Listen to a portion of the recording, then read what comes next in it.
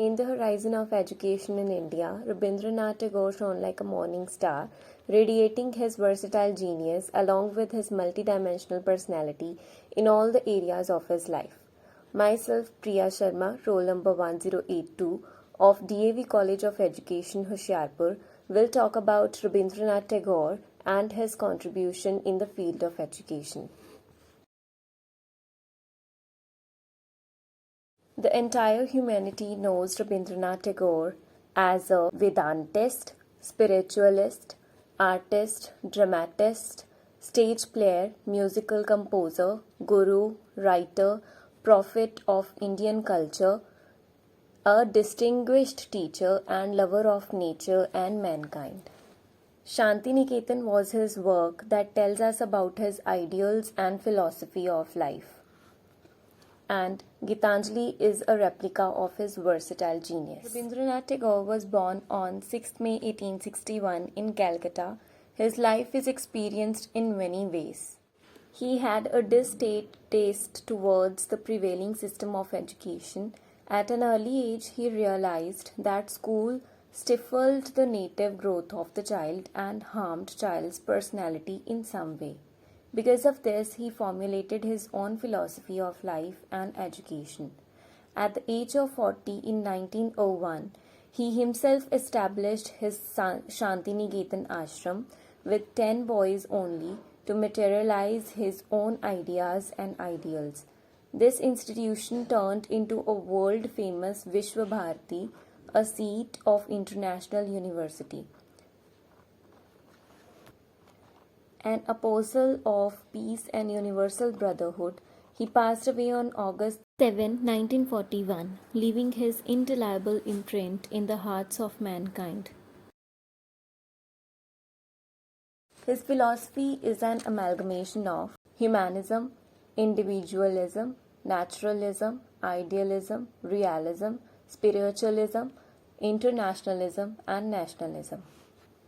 He had immense faith in human beings because God is manifested in man. It is through an understanding of humanity that we can attain the ultimate goal of life, and since the Creator manifests in a unique manner, every person tries to realize the Creator in his own way.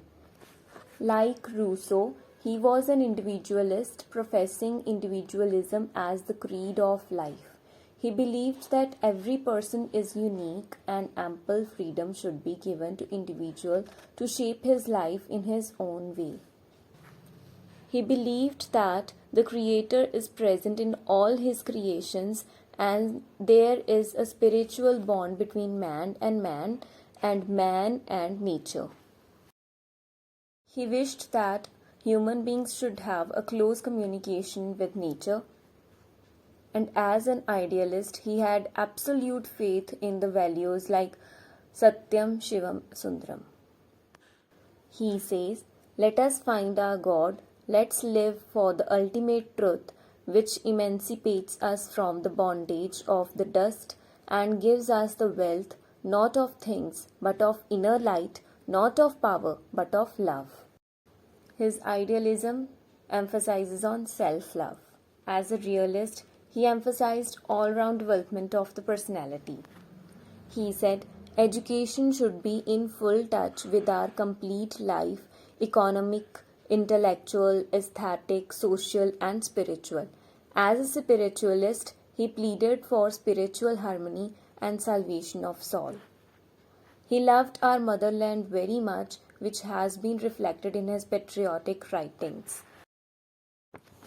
His nationalism is in consonance with the temper of internationalists. The educational philosophy of Rabindranath Tagore reflects his general philosophical doctrines. He believed that the highest education is not merely giving information, but makes our life in harmony with all existence.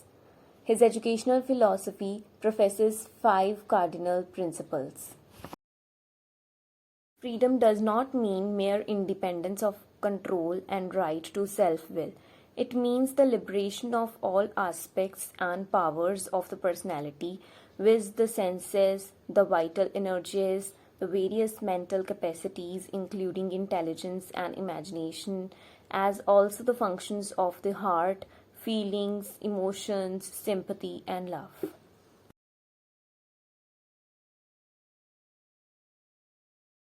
The child learns all forms of social behaviors through social contacts. And for learning, a good deal of opportunities should be provided to them. Meaningful education is that which enables the child to be in contact with complete life of people: economic, social, intellectual, aesthetic, and spiritual life.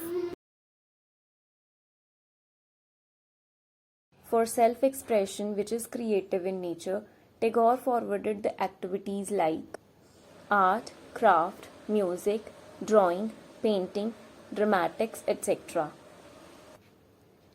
He said, hard work and arts are the spontaneous overflow of our deeper nature and spiritual significance. He wanted to bring a unity of men in the world without any differences. His humanism is cosmopolitan in nature, it knows no bounds. He wanted to fuse the humanity by the thread of cooperation and mutual understanding.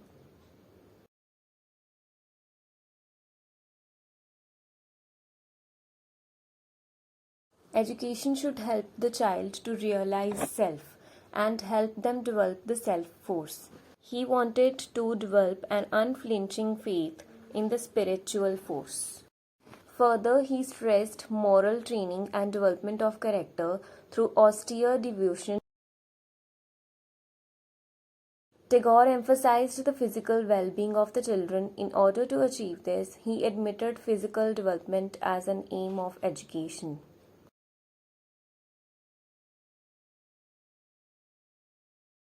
Tagore wanted education should aim at cultivating the power of acquiring ideas through independent effort, curiosity, and alertness of mind. He opposed bookish education and supported free thinking. He wanted to promote intercultural and intersocial understanding for the unity and harmony of mankind. He believed in dictum, service to man is service to God. He emphasized a list of subjects, albeit he did not favor book learning, and he wanted the best book was nature, where the child would get adequate knowledge. He suggested the study of world history, culture of India, literature, geography, science, etc. Besides, he suggested following activities for the promotion of aesthetic and emotional faculties. They are music, fine arts, painting, drawing, dance, dramatics, and crafts.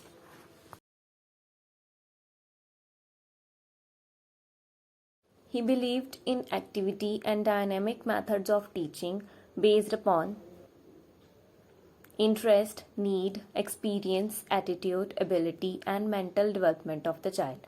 Therefore, he suggested heuristic method, teaching while walking, debate and discussion method, and activity methods of teaching.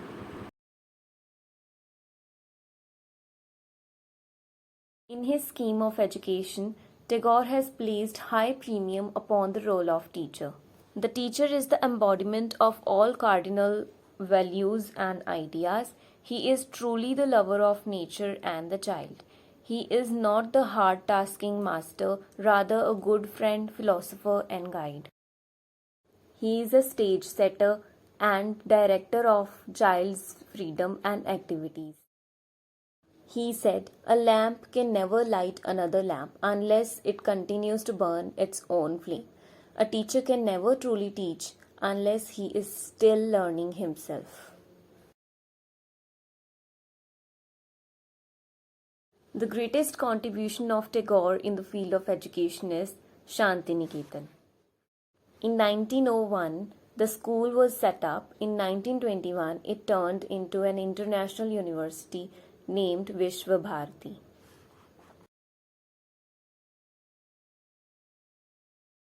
The institution has to teach the culture of the East. A synthesis of Eastern culture and that of Western culture is to be made possible for facilitating unification of mankind. The institution has to prepare itself for the work of the rural reconstruction with a view of ameliorating the condition of poor and deprived people.